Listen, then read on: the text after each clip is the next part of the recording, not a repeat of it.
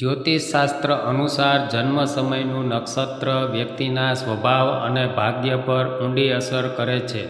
અમુક નક્ષત્રો એવા જણાવવામાં આવ્યા છે જેમાં જન્મેલી દીકરીઓ પોતાના પિતા માટે અત્યંત લકી સાબિત થાય છે. કહેવાય છે કે આ દીકરીઓ પરિવારમાં સમૃદ્ધિ, સન્માન અને સુખ શાંતિનું કારણ બને છે. ચાલો જાણીએ કયા નક્ષત્રોમાં જન્મેલી છોકરીઓ પિતા માટે ભાગ્યશાળી હોય છે. હિન્દુ સંસ્કૃતિમાં દીકરીને ઘરની લક્ષ્મી માનવામાં આવે છે.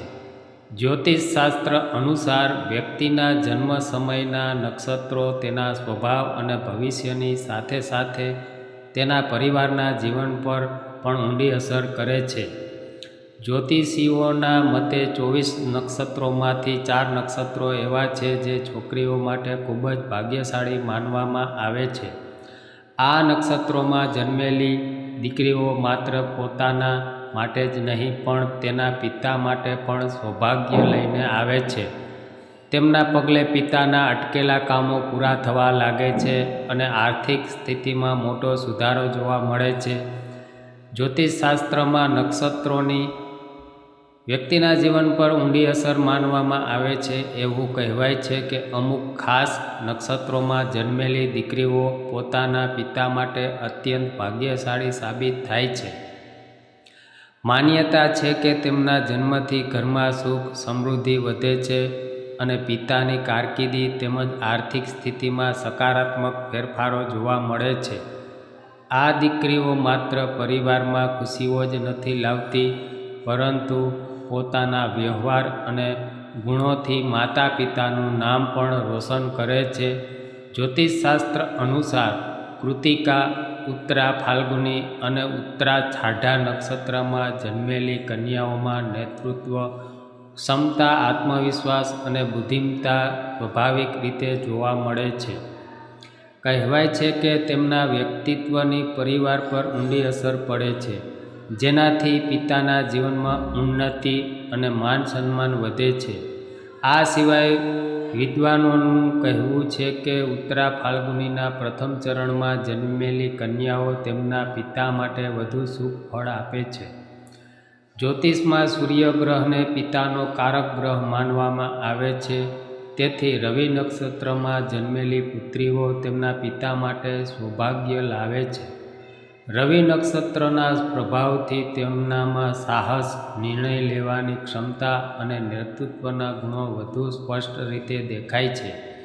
જ્યારે જ્યોતિષીઓનું કહેવું છે કે તેમના જીવનમાં પડકારોનો સામનો કરવાની અને પરિવારની સાથે ઊભા રહેવાની સ્વાભાવિક શક્તિ હોય છે. સાથે જ એવું કહેવાય છે કે જ્યારે ચંદ્રમાં રોહિણી, હસ્ત અને શ્રવણ નક્ષત્રમાં સહચરણ કરી રહ્યા હોય ત્યારે તે સમયે જન્મેલી કન્યાઓ પરિવારમાં શાંતિ અને સુખ વધારવામાં મદદરૂપ થાય છે.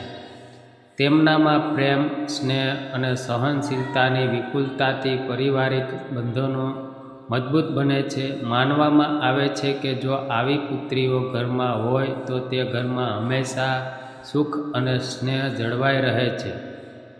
સાથે જ પિતાની દરેક જગ્યાએ પ્રતિષ્ઠા અને પ્રગતિ થાય છે. જ રીતે મૃગશીર્ષ અને ધનિષ્ઠા જેવા શુભ નક્ષત્રોમાં જન્મેલી કન્યાઓ પણ બુદ્ધિ અને પરિશ્રમથી જીવનમાં આગળ વધે છે. તેઓ માત્ર પોતાની પ્રતિભાથી પરિવારનું નામ રોશન નથી કરતી પરંતુ આર્થિક રીતે પણ મજબૂત બને છે. કહેવાય છે કે તેઓ પોતાના પિતાની જવાબદારીઓ વહેંચીને પરિવારને આગળ લઈ જવાની ક્ષમતા રાખે છે. આ નક્ષત્રમાં જન્મેલી છોકરીઓ ઘરના છોકરાઓ કરતાં પણ આગળ નીકળી જાય છે. જ્યોતિષશાસ્ત્ર અનુસાર રવિ નક્ષત્ર અને અન્ય શુભ નક્ષત્રોમાં જન્મેલી છોકરીઓ માત્ર પોતાના જીવનમાં જ નહીં પરંતુ પોતાના પિતાના જીવનમાં પણ સકારાત્મક પરિવર્તન લાવે છે.